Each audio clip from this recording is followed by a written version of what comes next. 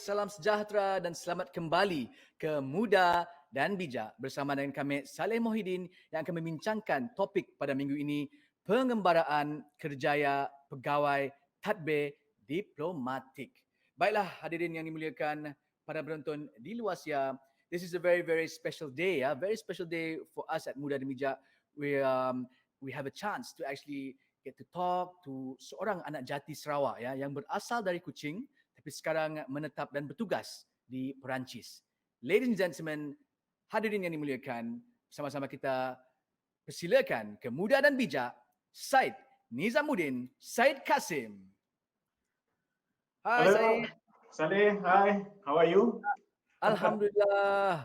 How are you, my friend? Sehat, Alhamdulillah, likewise. Sehat, Alhamdulillah. I think the last time I got to meet you in person was a couple of years ago. Thank you so much for spending your time here and all the way from France. No worries. Syed is with us today. He wants to share a little bit about his experiences. He wants to share his current situation and current job scope and advice for the fellow viewers out there. Baiklah Syed, sebelum kita mulakan Muda dan Bijak, mungkin Syed boleh, but before that, Syed, which part of France are you at now actually? I'm currently in Paris, right, in the capital of France itself. So, yeah. Alright, so Syed, dipersilakan untuk memkenalkan diri anda kepada viewers di luar sia.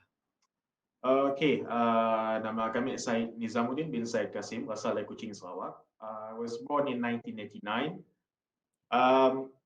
I studied, first off, kindergarten was in St. Thomas, and then Pasya di St. Joseph, and then I was in UITM Sarawak. I graduated in 2010 in administrative science. After that, I joined Yayasan Sarawak in 2010 until 2013. After that, I resigned and joined the administrative and diplomatic services ataupun PTD. But as a cadet, because before you become a full-fledged PTD, you have to undergo a 1-year training as a cadet. Then after that, 2014, I joined Ministry of Foreign Affairs ataupun lebih dikenali sebagai Wisma Putra. At such a young age, kita pun telah build your knowledge, menimba ilmu dalam bidang politik, global relations. The last time I met you, you were a part of the member of the Ahli Parlimen Belia Malaysia. Ahli Parlimen Belia Malaysia, dan dari pengalaman tersebut, did it actually give an impact to your current job now, or did you know that you want to be a PTD before you went into APBM? Actually, I've signed up as a candidate for Parlimen Belia not long before I joined the PTD. So when I became Ahli Parlimen Belia, it was more or less the same time as I was during my first few years as a PTD. It's quite challenging because but it's also very insightful. Sebab when you are PTD, you would normally see the administrative or what happened behind the scene. So when you are as an Ahli Parlimen Belia, you see what transpires in the parliament. Because as you know, when you're talking about the government, when you're talking about the administration of the government, there's a parliament and there's administration, there's the minister, so on and so forth. So you can see how the dynamic goes off behind the scene, and you can see how things could be proposed but not necessarily be implemented. So you can observe because when I was an Ahli Parlimen Belia, you can see that there are lots of wonderful ideas. Banyak idea yang bagus, I think among the youth in Malaysia, including those in Sarawak. Banyak idea bagus, but eventually, how do you want to implement it? And so that's why the challenge is, because I can see both of that, and I guess I'm quite thankful because I can see how things work behind and in front of this. That means it definitely had an impact to your career now. So bertugas sebagai seorang pegawai tadbir diplomatik semestinya mendedahkan kita kepada pelbagai cabaran dan pengalaman yang unik. So bolehkah saudara Syed berkongsi lebih banyak mengenai tanggungjawab anda di kementerian, dan I'm pretty sure that a lot of people out there would also like to know apakah the biggest experience or takeaway that you have achieved being in France for 2 years. Right. I think there's a running joke among us diplomats is that what don't we do? because pretty much we have handled quite a number of things. Sometimes things which are outside of your job scope, for example, because in our job scope there's always this one part of it which says that apa-apa arahan pentadbiran daripada semasa ke semasa, and that arahan pentadbiran can be anything. But that's the most interesting part, and that's what I like about this job, because you put your hands to things that you've never done before. Um, the thing is, the main takeaway, as you've mentioned, is that jangan takut bertanya, and lower your ego and try to ask the seniors on how to do things. Because if you don't do that, there's a high possibility of you messing things up, because you believe that you can do something without taking leave from others. So you would make it a mess for everyone, and you wouldn't want to do that for your country. So I think the most important takeaway is that lower your ego, learn from others, and do a job as best as you can. I think I stick to, because when I was in Yayasan Sarawak, almarhum Totnan was our chairman. So one of his advice, which I hold on until today, is that whatever you do it well. So I really hold on to that. Yes, indeed. And then coming from you, being in France, representing the country in your day-to-day job. So saya, I think we are almost to the end of the rancangan, ya. Dan mungkin kami ingin meminta saudara Syed maybe give some advice or any final words for the people back home here in Sarawak, or any insights or any apa nama tu, nasihat kepada generasi muda bagaimana mereka boleh menyumbang, ya, menyumbang kepada negara, even though they are in school, ya, how can they contribute kepada negara, dan peranan yang perlu diambil untuk melaksananya.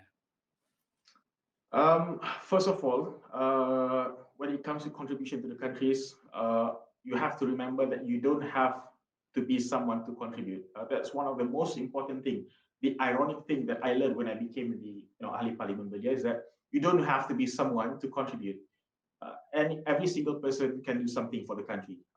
Semudah kita nolong jiran kita, semudah kita nolong someone yang dalam kesusahan, or even at school, if someone requires us to work, if someone requires our assistance, that's also helping them. In a way, you're also helping those in the country, because too many people think of becoming someone. Too many people wanted to have, wanted to be some sort of a leader, but eventually, what counts is that those who are working here at, among the people themselves, without any title. So I guess that's the most important part. And I also have a special message, especially to the students in Sarawak who are learning French, because I know that there are quite a number of students in Sarawak who are taking French as third language. This message is especially for them.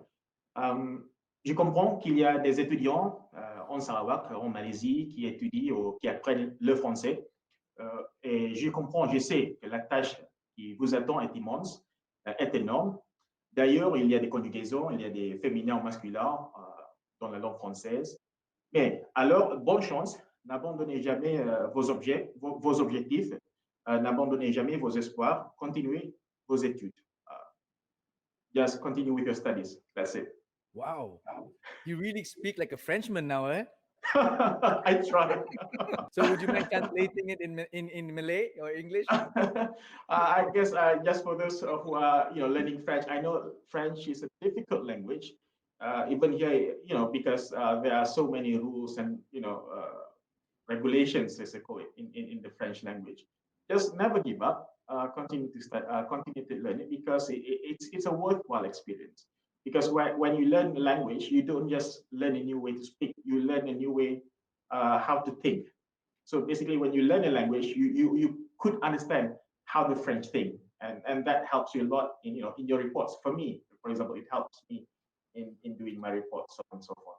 Wow. Hey, how long did you were only in France for 2 years? How long did it take you to learn French so fast, huh? I learned French before that. I guess it was in 2017, a year before that, before I came to France. And then when you are in France, I guess you just go along with it. and don't be afraid to make mistakes, because I did so many stupid mistakes when I was here. But wow, I sincerely wish you all the best ya, Syed. Thank you so much. Stay safe ya. Kita telah pun ke penghujung rancangan. I wish I had more time to talk to you. Maybe on the next coming seasons or not. Maybe we can speak again. And when's the next time you're going to come back to Malaysia? I guess it depends on the lockdown, quarantine, so on and so forth. because initially I planned to go back end of the year, every end of the year, but because of the lockdown, COVID-19, so on and so forth, so I decided to postpone it to next year. Understand. We just want to wish you again, terima kasih Saudara Syed kerana sudi meluangkan your Sunday with us today to have this special edition pengembaraan Kerjaya Pegawai Tadbir Diplomat. So tuan-tuan dan puan-puan hadirin dimuliakan, dengan itu kita mengucapkan selamat tinggal dan terima kasih kepada Syed Nizamuddin. Thanks Syed, see you again. Terima kasih Salleh. Right, thank you. Assalamualaikum. Assalamualaikum. Baiklah, begitulah tadi sesi perkongsian kita bersama dengan Syed Nizamuddin, pengembaraan Kerjaya Pegawai Tadbir Diplomat he is in France currently pursuing his work there as a PTD.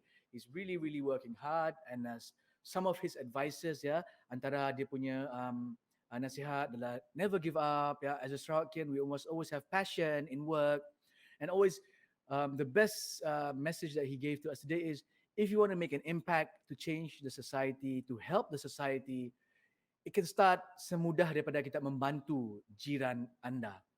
Jadi dengan itu, kita jumpa lagi di episod yang akan datang di Muda dan Bijak. Saya mengucapkan wabillahi taufiq wal hidayah. Assalamualaikum warahmatullahi taala wabarakatuh. Sekian, terima kasih.